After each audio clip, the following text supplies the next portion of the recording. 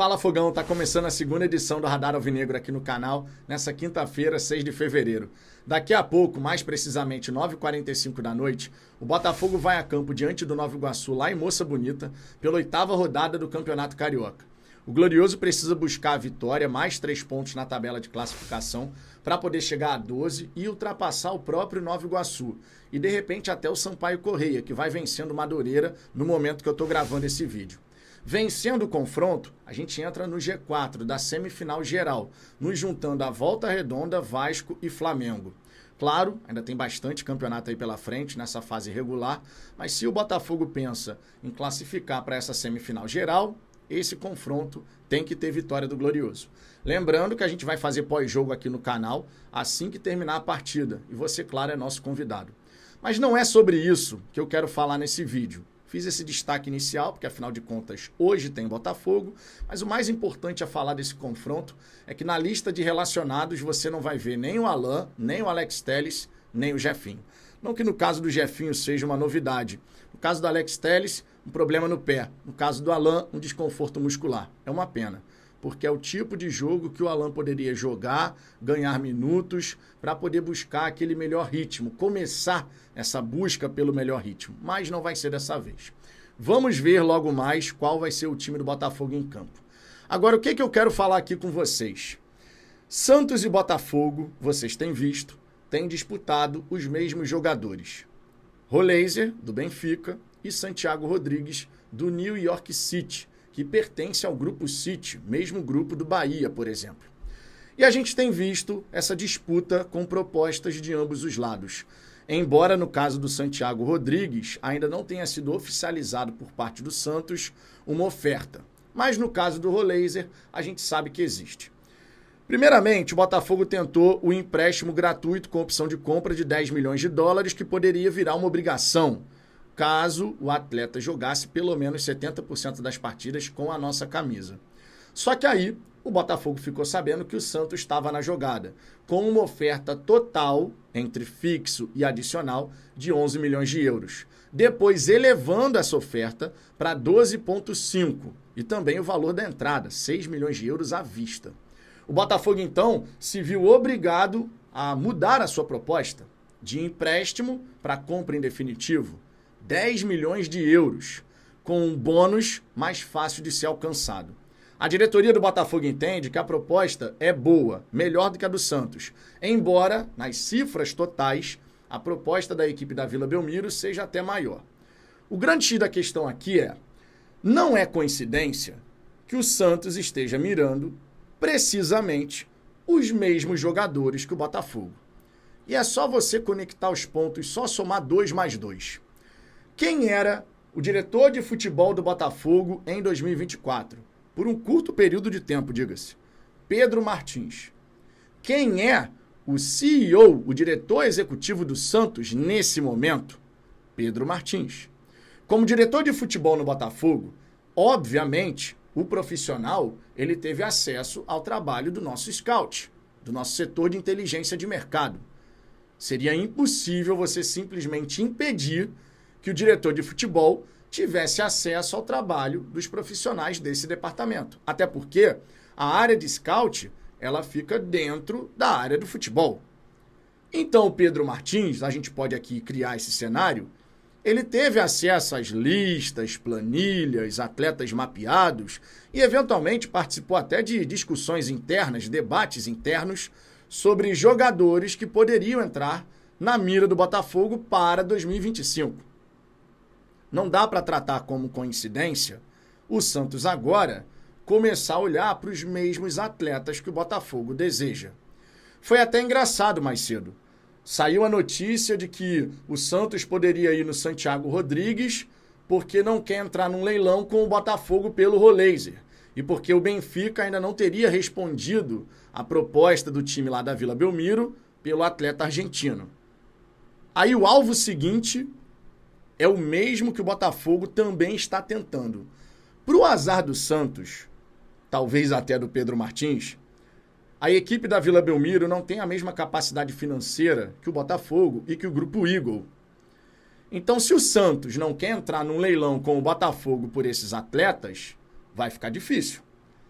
Porque, segundo o que está sendo falado, o Botafogo já teria apresentado uma proposta de 15 milhões de dólares por 70% do Santiago Rodrigues.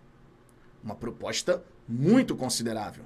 Vale destacar que o Santiago Rodrigues, ele seria uma reposição ao Almada. Antes o Botafogo estava tentando o Bitelo, mas os russos do Dínamo fizeram um jogo duro tremendo e a gente acabou mudando o alvo. Tomara que a gente ainda queira o Bitelo, tomara que a gente ainda queira a contratação desse atleta, porque seria realmente uma adição muito boa ao nosso plantel. Mas se vier o Santiago Rodrigues, vai ser bom pra caramba também, tá? Pelo que você pode pesquisar do jogador, e qualquer um consegue pesquisar lances, momentos do atleta, joga muita bola. Se pudesse contar com os dois, é o melhor dos mundos. Mas a gente sabe que dificilmente vai ser assim. Porque é muita grana envolvida. As cifras são elevadíssimas. Era 18 milhões de euros no caso do Bitelo, 15 milhões de dólares, cerca de 13 milhões de euros no caso do Santiago Rodrigues.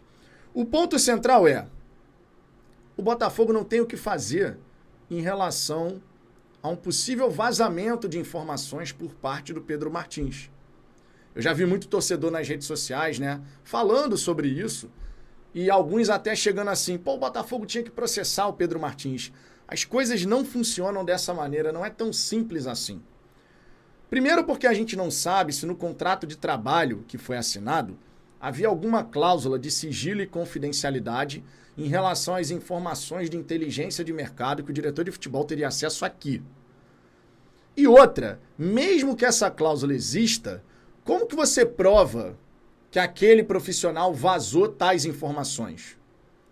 A diretoria do Santos poderia tranquilamente refutar qualquer possibilidade de acusação, dizendo que esses atletas já se encontravam na relação de inteligência de mercado lá do Peixe. E como que você prova que não era bem assim?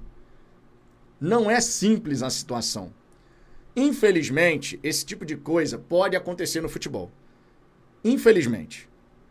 Você sai de um clube, vai para outro, você sabe de jogadores muito interessantes que o Botafogo, que tem uma área de scout reconhecida aqui no Brasil, tá querendo, e aí você vai e passa isso para o seu novo time. Não dá para descartar essa possibilidade.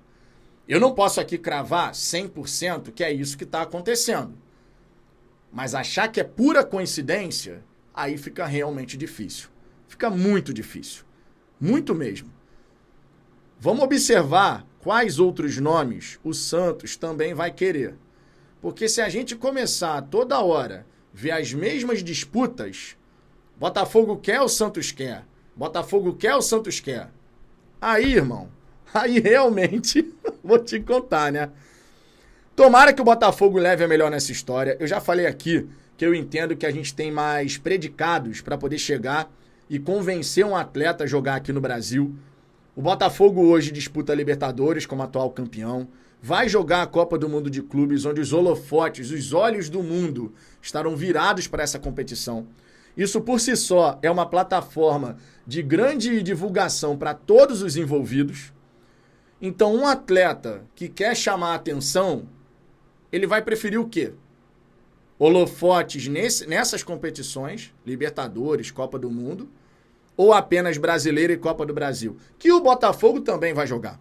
Tudo bem, no Santos você tem o Neymar, você pode ter um atleta que olha a possibilidade de jogar com o Neymar e os olhos vão brilhar.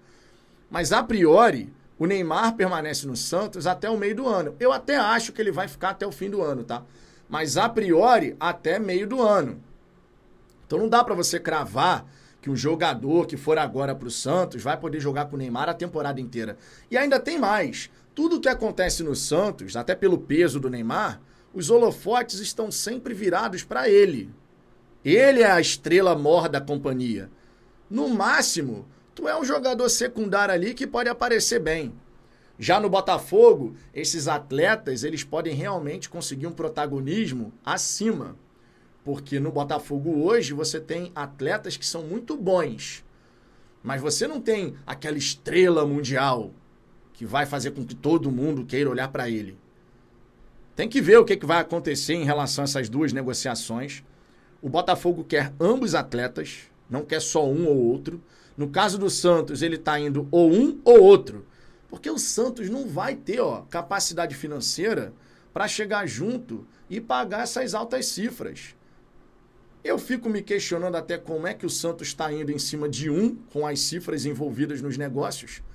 A gente está falando só nessa brincadeira, 11 milhões de euros, por mais que o Santos não vá pagar de uma vez, mas 11 milhões de euros, cara, é mais de 65 milhões de reais. É mais de 65 milhões de reais. É muito dinheiro, cara. E o Santos estava na Série B no ano passado, cheio de dificuldade financeira. Tudo bem, contratou o Neymar, o patrocinador lá pode querer colocar mais dinheiro, você pode atrair novos parceiros, tudo isso influencia. E tem a própria situação do Peixe podendo virar SAF, a família do Neymar depois podendo ser a dona da SAF. Tem muita coisa aí para acontecer, né, no horizonte do Santos.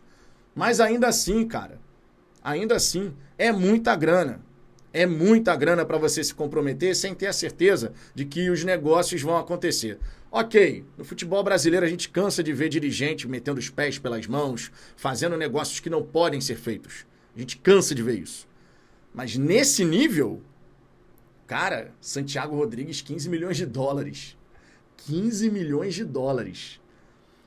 Só nessa brincadeira com os dois atletas, o Botafogo, de repente, cara, ele tá se empenhando aí a pagar, vamos botar, só para arredondar, uns 140 milhões de reais, cara. Só nessa brincadeira.